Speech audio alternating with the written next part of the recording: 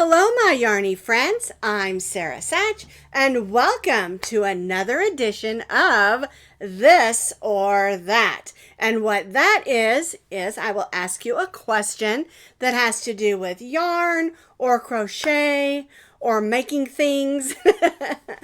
I'll give you my opinion, of course, but I want to hear your opinion as well, because this helps me in designing patterns, getting to know what you like, and you getting to know what I like. And then we can work together and have a great time making crochet items. It's super fun to be on the same page, making things that we all love to make. Now, there always will be people who don't agree with me, and that is so okay. You have every right to your opinion, and that is okay. That's what crochet is all about, because it's constantly changing, new yarns, new techniques, and that is super fun. Okay, so today's question is Pom Poms. Do you love them? Do you hate them? Or kind of indifferent? Pom Poms are super fun, in my opinion. You can make great big floofy ones. You can make smaller ones. You can make ones made out of faux fur. Any yarn. This one we call throwing a little fit. It's just a little pom-pom with eyes on it. When things aren't going right in your crochet project, you can always throw a little fit. Alrighty.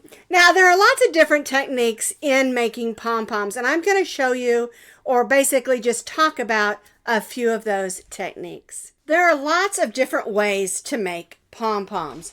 One of my favorite way is using this Clover pom-pom maker. I just picked this up at Michael's a few years ago. I actually picked up several because I was giving some away at the time in our giveaways.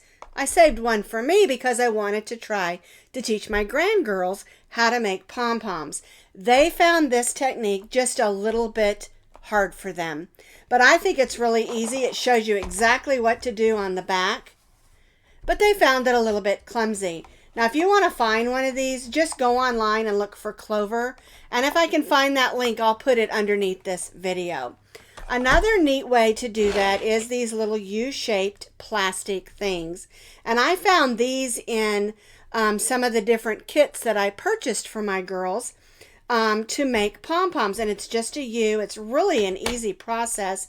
It has this little indentation where you put your string, and then you wrap it around, and then you tie your string, and then you cut those. And it's really an easy way. The main thing to remember is you need to pull that string tight so that the center of your pom-pom's tight. But it is a really simple way to do these. These were from the Ravel Tails, and they don't make those anymore, but I have seen this style of pom-pom maker at several different craft stores. Now, if you don't want to go out and buy something and you want to use something on hand, I use these also. I used to do a lot of cross stitch, but I can't do it anymore because the needles are so small. And so what I'll do is I'll just wrap my yarn across this. And I have these in several different sizes, and so I can make several different size pom-poms. And then I just take a string and tie it super tight and then cut it. But my favorite way really is just to use a piece of cardboard. You can see I've marked off my inches. And what I'll do is if I want a tiny one, I'll do a 1 inch. And I'll cut a piece of cardboard that's 1 inch. And I'll do that way. And then you just wrap it around, you slide it off, tie the string, and you're ready to go. Again, the main thing in pom-poms is tying that center string super tight. But these are just some ways that you can make pom-poms. Another way is when you're making the fuzzy ones. This one's done with Gopher Faux from Lion Brand yarn.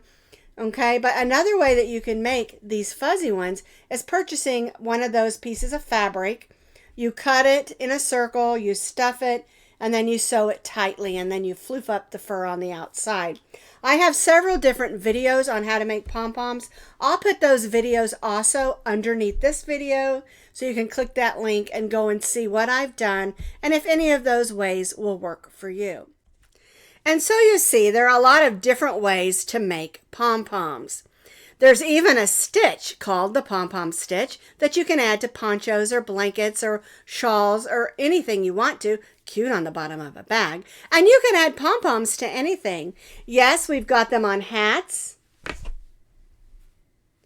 I put great big ones on this hood that I did for Premier Yarns. Great big, and then at the bottom. But you don't have to just put pom-poms on hats and hoods. This cowl that we did, we added some fun little pom-poms just to give it a little bit of fun because they look like snowballs, right? So you can add pom-poms to anything. Add them to a shawl, add them to a vest, a blanket, all sorts of bags and different children's things. Pom-poms can just liven up and make it fun on every project. Now, the question is this. Do you like pom-poms? And if you do, what kind of pom-poms do you like? Now remember, there are no wrong answers. I want to hear all of your opinions. Please comment down below in the comment section underneath this video, because I learn from all of your comments, and I hope that you'll learn from my comments too. And then we can kind of be on the same page of what we love to crochet. But also remember, you don't have to have the same opinion as me or anybody else when it comes to all of these sorts of things. That's why I ask them, because I want to know what you're thinking, what you like in crochet, yarn, and other things. Like I said, it just helps us get to know each other. All right, so like I said, the bottom line, it as my mom always said, do you like pom-poms? And if so, what kind do you like? Now, don't forget, I'm going to add some of those different ways of making pom-poms, those links to those videos. I'll put them underneath this video so you can find those. But also, you can find those anywhere in all the different playlists on my YouTube channel. Feel free to go through those. I have thousands of patterns over there and videos that you can go through on the playlist, okay? Alrighty, so I'll see you next time for another edition of This or That or the Other Thing. Bye-bye, everybody.